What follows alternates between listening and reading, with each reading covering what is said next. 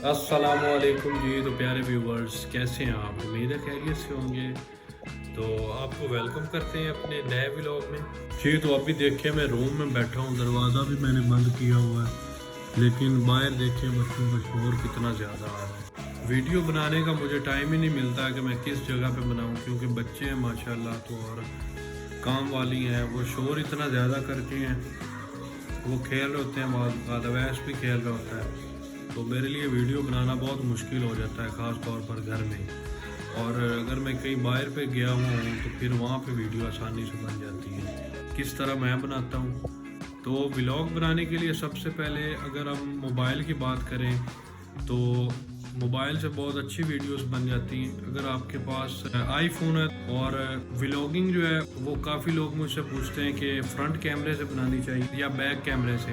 तो मैं आपको कहता हूँ कि आपने बैक कैमरे से अपनी वीडियोस बनानी है, क्योंकि बैक कैमरे का ज़्यादातर मोबाइल्स का रिज़ल्ट बहुत अच्छा होता है, और आईफोन का भी इसी तरह है, बैक कैमरे का रिज़ल्ट फ्रंट से ज़्यादा अच्छा होता है। इसकी स्टेबलाइजेशन भी बहुत अच्छी होती है। मोबाइल है, अगर आईफोन पे आप बना रहे हैं तो आपके पास कम अज़ कम आपके पास आईफोन 11 होना चाहिए। उसकी रीज़न ये है कि उसमें वाइड एंगल आ जाता है। तो अभी मेरे पास आईफोन XR है, मेरे पास भी अभी आप देख रहे हैं कि मेरा जो वाइड एंगल नहीं है। अब जब भी मैंने कोई नेक्स्ट मोबाइल लिया तो वो मैं आईफोन 11 लूँगा, क्योंकि उसके अंदर एक्स्ट्रा वाइड एंगल आता है और उसमें वो ज़्यादा व्यूज़ आता है इर्द गिर्द जो आप खड़े होते हैं।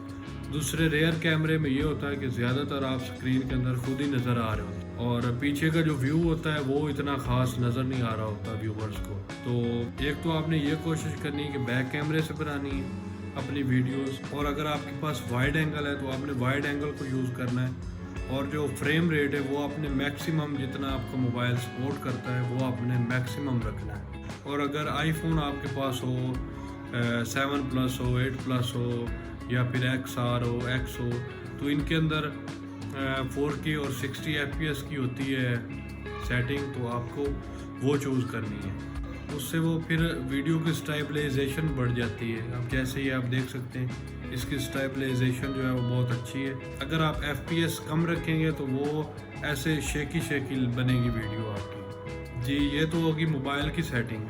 अब आपको मैं ये बताता हूँ कि आपने व्लॉग कैसे रिकॉर्ड करना है। व्लॉग जो होते हैं वो 3 किस्म के होते हैं। मोस्टली जो 3 कैटेगरी में इनको मैंने डिफ़ाइन किया है। एक होता है ट्रैवल व्लॉगिंग, कि आप बहुत ज़्यादा ट्रैवल करते हैं और साथ साथ आप वीडियो शूट करते हैं, व्लॉग्स बनाते हैं, साथ साथ आप वीडियो क्लिप्स बनाते रहते हैं जहाँ भी जाते हैं, फिर उनको बाद में एडिट करके एक व्लॉग बना लेते हैं। और एक दूसरी फूड व्लॉगिंग। फूड व्लॉगिंग भी बहुत मशहूर है, बहुत लोग काम कर रहे हैं कि अगर आप फूडी हैं, ज़्यादा रेस्टोरेंट पे जाते हैं, खुद खाते हैं, खुद बनाते हैं, तो उस तरह के व्लॉग आप बना सकते हैं। और तीसरी कैटेगरी ये है कि डेली रूटीन, कि जो हमारी ज़िंदगी में हो रहा होता है डेली रूटीन में, हम वो अपने व्यूवर के साथ शेयर करते हैं अपनी ज़िंदगी, कि हमारी क्या रूटीन है, किस तरह हम अपना जो दिन है वो किस तरह गुजारते हैं।